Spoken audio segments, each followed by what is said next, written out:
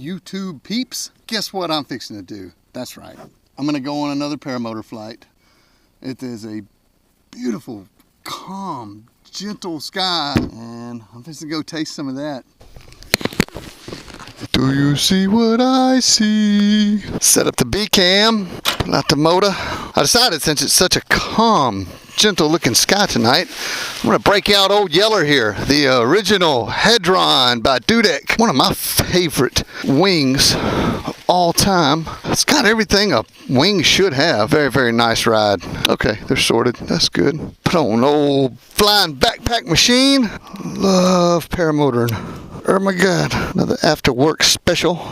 Posted on YouTube. It's turned into kind of a fun little thing for me. Somebody asked me, how did I get into this sport? And could I give a little background on my training and such? And that sounds like a good thing to talk about. We'll get in there and have our little discussion there. Let's do the old forward launch.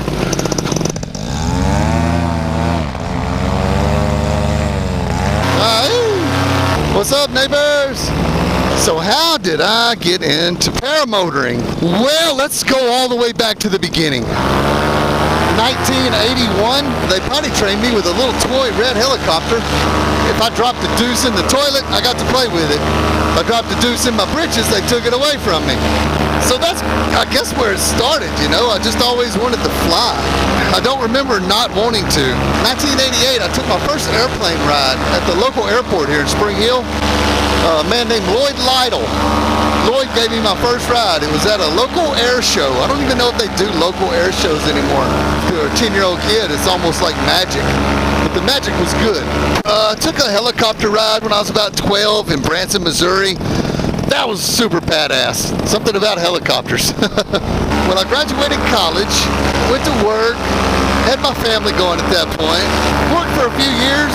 Lloyd was one of my customers, and he would come to my store, and I would always, you know, kind of mess around with him. Hey, Lloyd, when you gonna take me up again? One day he come in there, and I kind of, you know, joked with him. I said, hey, Lloyd, when are we going up?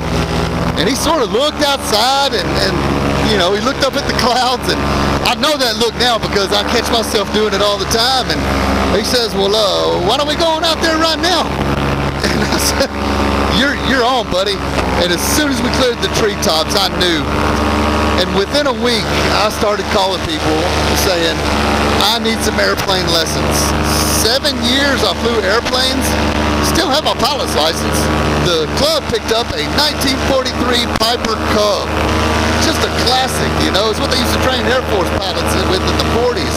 Really enjoyed that airplane. So I went home and I got on the old Google search and I looked up what is the lightest, smallest, simplest aircraft, period. And the very first thing that popped up was paragliders. And I knew right then that this was for me. I looked at the USPPA website. I got the first guy. He said, you'll have to buy your shit, then call me back. Second guy, buy your shit, call me back. Third guy, he said, well, you know, I could loan you some gear, you could try it. Man, that was my guy right there. You know, you got to find somebody that has the heart of a teacher, not the heart of a salesman. We hit it off. He showed me how to kite, let me bring an old glider home, and wasn't very much longer. I had a motor. You take your lessons and you learn the basics.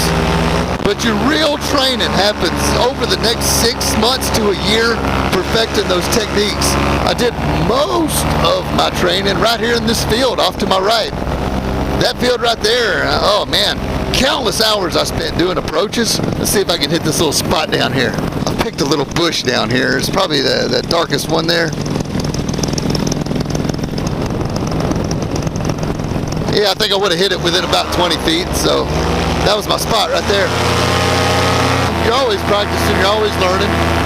I went back and looked at my logbook from my airplane flying, and probably 98% of the flying that I did was just busting off some circles around town, looking at stuff, practicing my landings, you know, just local stuff, the kind of flying I'm doing right now. Just flying around, checking things out. Pretty dang cool. Have I mentioned that I love daylight savings time? I did a whole bunch of kiting practice down here in this big field. Miss Sue Bobbitt let me kite out there. Just a primo spot. I still appreciate her for letting me do that, and she said I'm welcome to fly there anytime. Nowadays I just take off out of my yard. That was also a goal of mine, you know, is to be able to fly from my home. A helicopter or a paramotor. Helicopters, insanely expensive. Paramotors that just fit the bill so beautifully. Gosh, they're cheap, they're simple, they're convenient. I mean, I can land this thing and put it up in 5 minutes. It's that simple. I think the neighbors are sick of the dogs on me. And I probably fly more than anybody I know. It's, you know, if the weather's good, it's almost daily. I don't have chores. I'm up here. I'm checking it out. It's never routine. I still love it so much. Just something about a big, nice, efficient wing.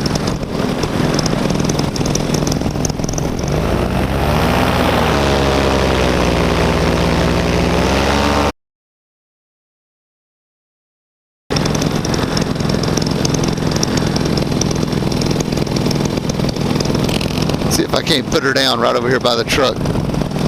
I may land and then do another takeoff. Come on down, girl. There you go. Christy and Keith came to see me. Yeah, we come to get suckers. You just want my candy. I did. Oh, we got the dogs and the kids and everybody. Ah, and there's a 300-pound hog out here somewhere too. No, he went that way. Did he just get out? No, he got out right when you left. I tried to get him back in, the dogs chased him all the way. Ah, yeah, the dogs don't like the big pig. He was following me right to the fence and then boom. I was thinking about taking off again. I just want candy.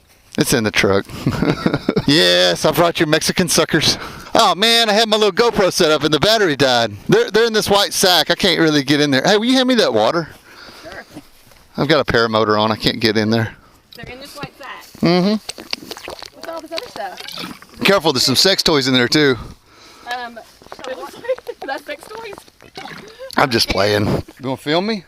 Film you? Yeah, I got a camera going here. Taking off? Yeah, Yeah. I can if you want me to. Yeah, I have a cameraman. How about that? Camera girl. It's almost calm. I don't think anything nefarious is gonna happen.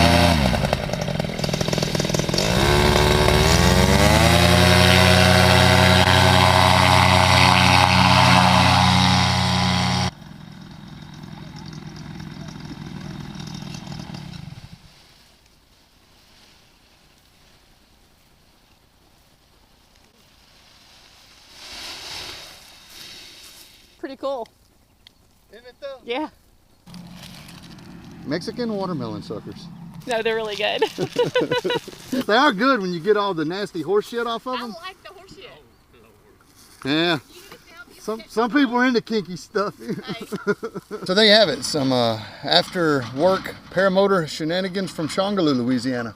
Love, love, love paramotors. Can't seem to get enough of it. Bye Christy, bye Keith. Enjoy your Mexican suckers.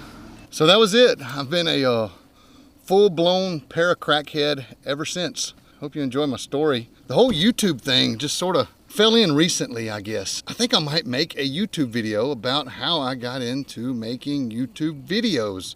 If anyone is interested, say the word. Give me ideas. I don't know. I'm new at this, so help me out, y'all. Kyle out.